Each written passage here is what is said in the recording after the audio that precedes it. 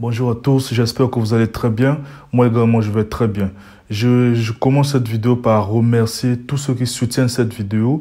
Je suis en train de voir comment est-ce que vous vous abonnez et cela me permet davantage de faire des vidéos pour vous expliquer les avantages de faire le commerce en Chine ou encore vous donner d'autres opportunités liées à la Chine, que ce soit les études ou encore les avantages liés au commerce. Donc cette vidéo, si vous suivez jusqu'à la fin, vous allez comprendre pourquoi d'autres personnes préfèrent venir eux-mêmes en Chine pour passer leurs achats. Vous allez aussi comprendre pourquoi certaines personnes préfèrent passer par des agences du commerce international pour faire les achats et faire tout à leur place. Donc sans plus tarder, nous commençons. Je m'appelle Chardel Cardrol Bombi, vous savez, ça me fait déjà plus de 7 ans que je suis en Chine. J'évolue dans le domaine du commerce international et je suis aussi expert du marché chinois. Donc beaucoup de gens me contactent pour leurs conseils concernant le business ici en Chine et aussi les études. Donc cette vidéo, comme je l'ai dit, nous allons parler de faire du commerce international, donc faire du commerce avec la Chine. Je vais scinder cette vidéo en 2 étapes. La première, c'est celle-là qui va vous expliquer comment est-ce que et comment se déroule en fait le commerce en Chine. La deuxième étape, je vais vous expliquer les étapes du commerce extérieur. Donc, comment faire pour contacter les usines, comment faire pour envoyer vos marchandises de la Chine vers vos pays. Donc ça sera la deuxième partie. Vous pourrez vérifier dans ma chaîne pour voir la deuxième partie, la suite de cette vidéo. Donc sans plus tarder, pour la première partie, je vais parler de 2 volets. Ceux qui viennent par eux-mêmes faire les achats, je vous explique comment faire. Et ceux qui contactent aussi des agences du commerce international, je vous explique aussi comment faire. Commençons par ceux qui viennent par eux-mêmes pour passer les achats. Donc, je vous explique comment ça se passe. Pour ceux-là qui viennent par eux-mêmes, ils commencent par avoir le visa. Donc, il faut avoir le visa d'abord pour la Chine. Et généralement, le visa pour venir en Chine, on vous donne, l'ambassade de la Chine vous accorde, je crois, 1 mois, pour d'autres personnes 3 mois et pour certaines personnes 6 mois. Mais généralement, c'est 1 mois. Donc, vous commencez d'abord par avoir votre visa. La procédure du visa, je vous conseillerais de vous rapprocher de votre ambassade pour savoir comment faire pour avoir le visa pour venir passer vos commandes en Chine. Donc, après que vous avez votre visa, vous payerez votre billet et généralement le coût du billet aussi varie, ça dépend des compagnies et ça dépend aussi de la période à laquelle vous voulez voyager. Il y a des périodes de solde aussi, mais le billet est autour, l'aller-retour généralement c'est autour de 600 000, 700 000, voire 800 000 avec Ethiopian. Donc le coût dépend aussi de votre compagnie que vous allez utiliser. Une fois que vous avez le billet, vous venez en Chine. Et quand vous venez en Chine, si vous n'avez pas quelqu'un ici pour peut-être vous réserver l'hôtel ou vous accompagner, donc pour une première fois, je suppose que vous devez avoir quelqu'un parce que ça vous sera difficile. Mais si ce n'est pas pour une première fois, vous savez comment faire.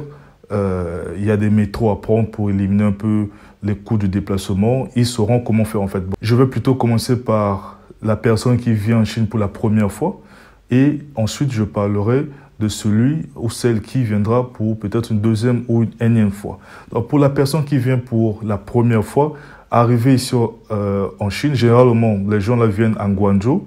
Guangzhou c'est la ville commerciale. Généralement tous ceux qui viennent pour passer leurs achats, ils descendent là-bas parce que le billet aussi est moins coûteux. Quand vous payez le billet par Shanghai ou par Beijing, le billet sera très coûteux. Mais à Guangzhou, c'est beaucoup moins cher qu'ailleurs. Donc les gens préfèrent tomber sur Guangzhou. Donc quand vous arrivez à l'aéroport, de l'aéroport vers là où vous irez à l'hôtel, généralement ils contactent, donc ces gens-là contactent ceux qui sont ici, soit encore des amis qui ont déjà voyagé, afin de les accompagner. Sinon pour la première fois, si vous venez seulement comme ça vous sera difficile. Mais une fois que vous êtes ici, si vous avez quelqu'un ou vous n'avez pas quelqu'un, il y a toujours des gens qui sont à l'aéroport, des guides qui seront là pour accueillir en fait tous ceux qui viennent pour la première fois.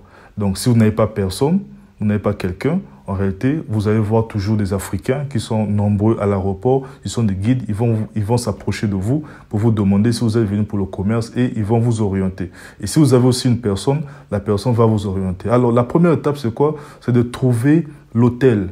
Donc on va vous installer à l'hôtel vous allez payer vos séjours. Généralement, l'hôtel va demander d'abord un dépôt. Donc, le dépôt, c'est en réalité le montant que vous donnez en avance. Après, on va déduire en fait les frais journaliers que vous allez payer. Donc, quand vous donnez votre dépôt, ça peut être 50 000, ça peut être 100 000, ça dépend du nombre de jours que vous voulez. Et après, on va déduire par rapport au nombre de jours que vous allez rester. Quand vous êtes arrivé à l'hôtel, je pense que cette journée sera très fatigante. Vous allez d'abord vous reposer. Généralement, il se repose. Et après, le lendemain, c'est la journée des activités. Et les produits ne sont pas généralement à Guangzhou aussi. Il y a des usines, pour ceux qui viennent pour des usines, les usines ne sont pas forcément à Guangzhou. Guangzhou n'a pas vraiment d'usine. Il n'y a que des représentants. Donc, il y a des Chinois qui ont leur bureau en réalité pour orienter tous ceux qui viennent pour la première fois. Si vous ne savez pas là où avoir tel produit, vous ne connaissez pas les marchés de tel produit, parce que ici en Chine, chaque marché est spécialisé d'un certain nombre de produits, une certaine catégorie de produits. Donc, il vous sera très important d'avoir quelqu'un, soit c'est un Chinois, qui a son bureau là-bas, qui va vous aider à vous donner les contacts des marchés, soit encore lui-même aussi, il pourra vous accompagner pour vous aider à passer les achats. Ou encore, c'est un guide que vous avez eu depuis l'aéroport, ou c'est une personne qui vous a orienté vers cette personne-là, vers ce guide-là, qui va vous orienter vers ces marchés selon les produits que vous cherchez.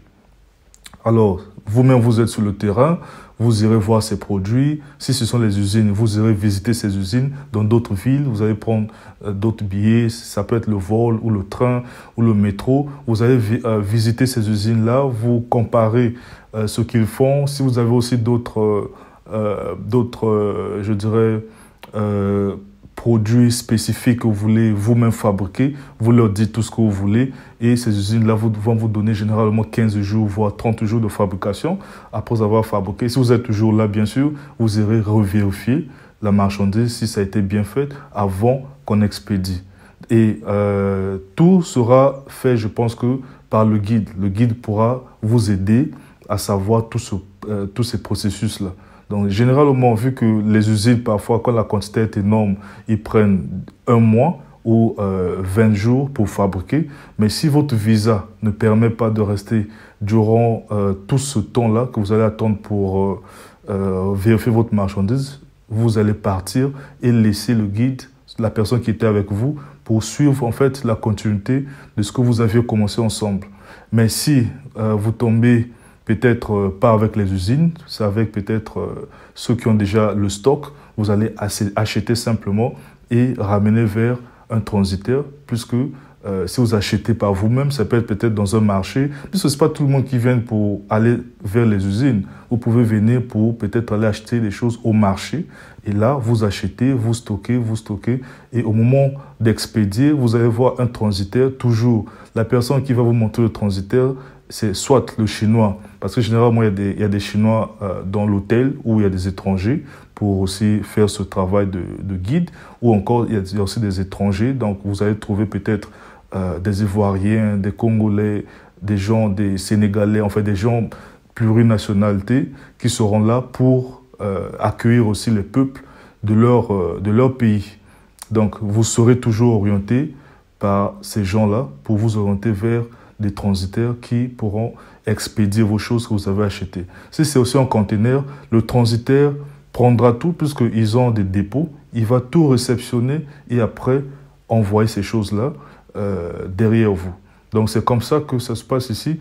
En réalité, l'avantage dans ça, c'est que vous êtes vous-même sur place, vous allez vous-même toucher ce que vous voulez acheter, vous comparez même les prix parce que vous pouvez visiter 2, 3, 4 usines, vous comparez les prix, vous comparez aussi la rapidité de la fabrication et autres données spécifiques afin de prendre une décision. C'est ça en fait l'avantage quand vous êtes vous-même là.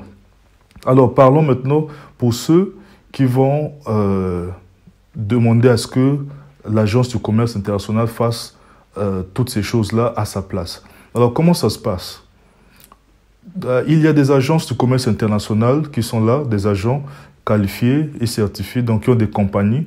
Leur but, c'est d'aider tous ceux qui veulent venir en Chine pour passer des achats.